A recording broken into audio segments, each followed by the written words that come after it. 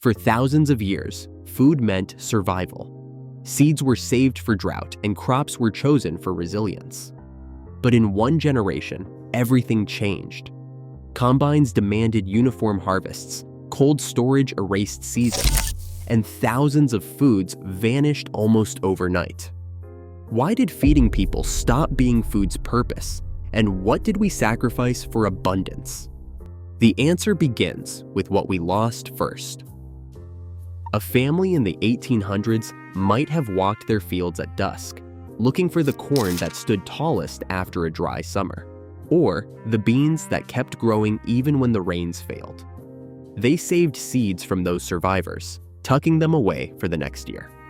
Every region had its own answers to hunger. In the highlands, barley that shrugged off early frost. In the delta, rice that grew tall above the flood. These were land races, crops shaped by generations, not for beauty or profit, but for one thing, making it through. No two farms planted exactly the same seed. What worked on one hillside might fail on the next. So communities traded stories and seeds at the same time. A neighbor's squash might save your family from hunger when your own failed. The wisdom was simple. Keep what endures, share what thrives. If a blight swept through, some fields always survived, because diversity was insurance, not just tradition. Food was unpredictable, but so was the world.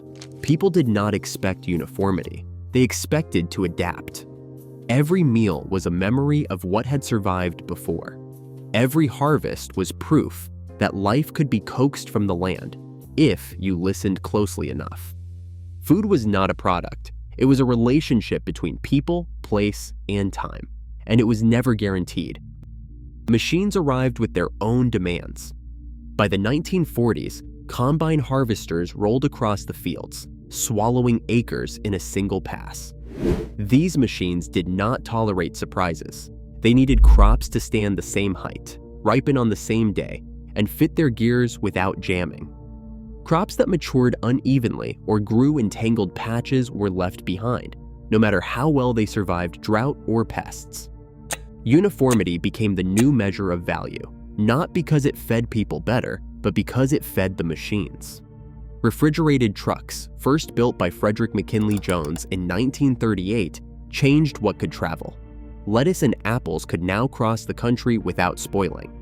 But that meant every crate had to look the same, ripen at the same time, and withstand weeks in cold storage. Apples tell the story best. In the early 1900s, American orchards grew over 15,000 named varieties.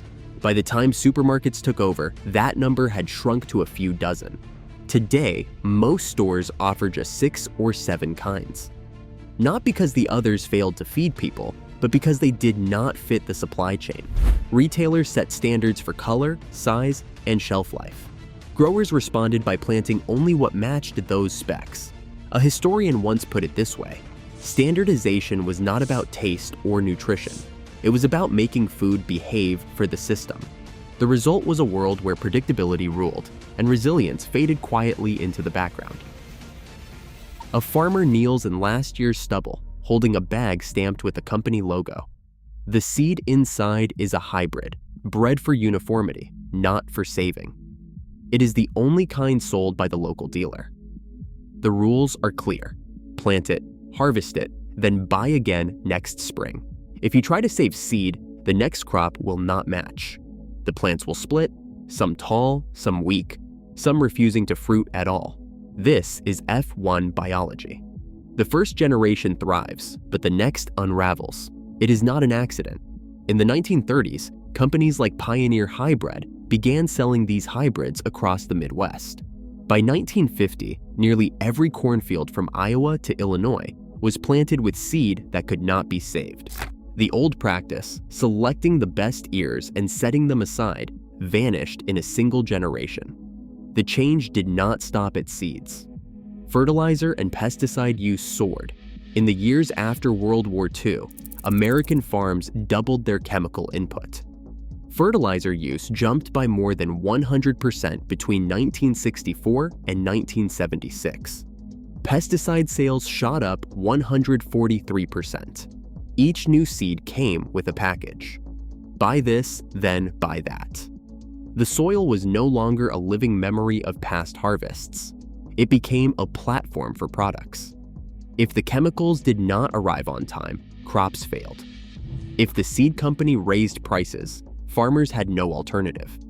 The legal system locked the door behind them. In 2013, the Supreme Court ruled against Indiana farmer Vernon Bowman for planting saved Roundup-ready soybeans. The verdict was unanimous. Replanting patented seed was a violation. Bowman lost his case and paid $85,000 in damages. The message was simple. Seed was no longer a birthright. It was property. Each year, a farmer signed a contract, not just for seed, but for permission. For families who once traded seeds at the kitchen table, this new world felt narrow. The old independence, walking fields, choosing survivors, saving for next year, was replaced by a cycle of purchase and compliance. The farm was still there, but the freedom was gone. The harvest depended on what arrived in a truck, not what endured in the soil. In the summer of 1970, a fungus swept through American cornfields. It moved fast, field by field, county by county, leaving behind acres of blackened stalks. Southern corn leaf blight, a disease most farmers had barely heard of, wiped out 15% of the nation's corn in a single season. The loss was staggering. 1.5 billion bushels gone. $1 billion vanished from the heartland. Headlines called it a catastrophe. But the real cause wasn't just the weather or a new strain of fungus. The vulnerability ran deeper. More than 70% of US corn that year carried the same genetic code, bred for machine harvest, for uniformity, for yield. That sameness let the blight spread without resistance. In Illinois and Iowa, entire towns watched their harvests fail together. The lesson was clear. Abundance built on uniformity could collapse overnight. 3 years later, the message was forgotten. In 1973, U.S. Secretary of Agriculture Earl Butz stood before Congress and made his position plain: get big or get out. The new farm policy paid by the bushel, not by the acre. Growers who planted monocultures, corn and soy, row after row, got bigger checks. Diversity became a liability. The more you specialized, the more you earned. The system rewarded scale, not resilience. Fields that had once grown 5 crops now grew 1, and the memory of blight faded behind the promise of profit. 50 years later, the risks remain.